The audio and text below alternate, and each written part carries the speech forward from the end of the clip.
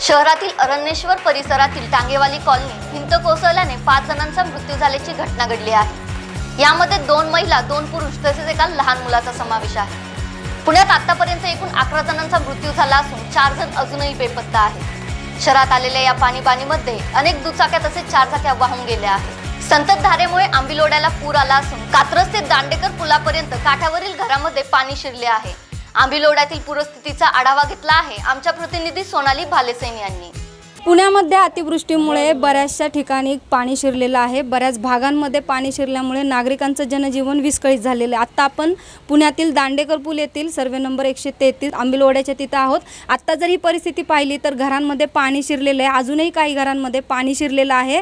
गुडघ्या इथपर्यंत पाणी नागरिकांच्या घरांमध्ये आहे। नागरिकांच्या घरामध्ये देखील नुकसान झालेलं आहे। महागड्या वस्तूंचं नुकसान झालेलं आहे। धान्यांचं देखील नुकसान झालेलं आहे। सर्व नागरिकांचं जनजीवन विस्कळीत झालेलं आहे। बुधवारी रात्री 8 वाजल्यापासून अतिवृष्टी पुण्यामध्ये झालेली आहे आणि बऱ्याच ठिकाणी हे नुकसान पाहायला मिळतं। काही नागरिक आपल्या सोबत आहेत। तुम्ही जर पाहिलं तर या ठिकाणी भरपूर चिखल झालेला आहे, जिथून चालणं सुद्धा मुश्किल झालेलं आहे। आपल्याबरोबर काही नागरिक आहेत, आपण त्या नागरिकांना विचारूयात। रात्रीपासून पाऊस येतो, पाणी भरपूर आलेलं आहे। आमच्या घराची खूप नुकसानी झालेलं आहे, कारण घरात पाणी भरून घर काही राहिलेलं नाही आमच्या घरात। आम्ही फक्त आमचं जीव वाचवले तर आमची लेकरं घेऊन वर गेला। आमची परिस्थिती कशी आहे आम्हाला काय त्यातलं काही सुचत नाही। आता 5 वर्षातनं फक्त एकदा नगरसेवक येतात, चक्कर मारून जातात, ते बी फक्त विलक्षणाच्या टायमाला, बाकी कशाच्या टायमाला येत हात जोडते, ती पाया पडते, मतदान आम्हाला करा म्हणते। 4 दिवस झाला आमच्या घरामध्ये पाणी आहे। 4 दिवस झाला आमच्याकडे कोणी बघितलं सुद्धा नाही, विचारलं सुद्धा नाही आणि बघायला सुद्धा कोण आलेलं नाही।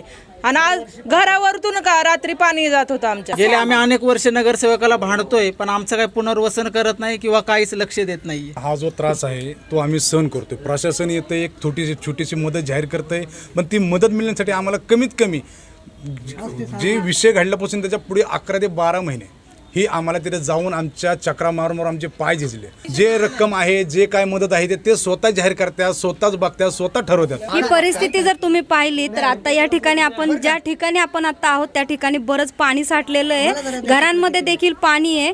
गाळ या ठिकाणी साठलेलं आहे। या घाणीमुळं आणि या गाळामुळं पुण्यामध्ये रोगराई होण्याची परिस्थिती निर्माण झालेली आहे।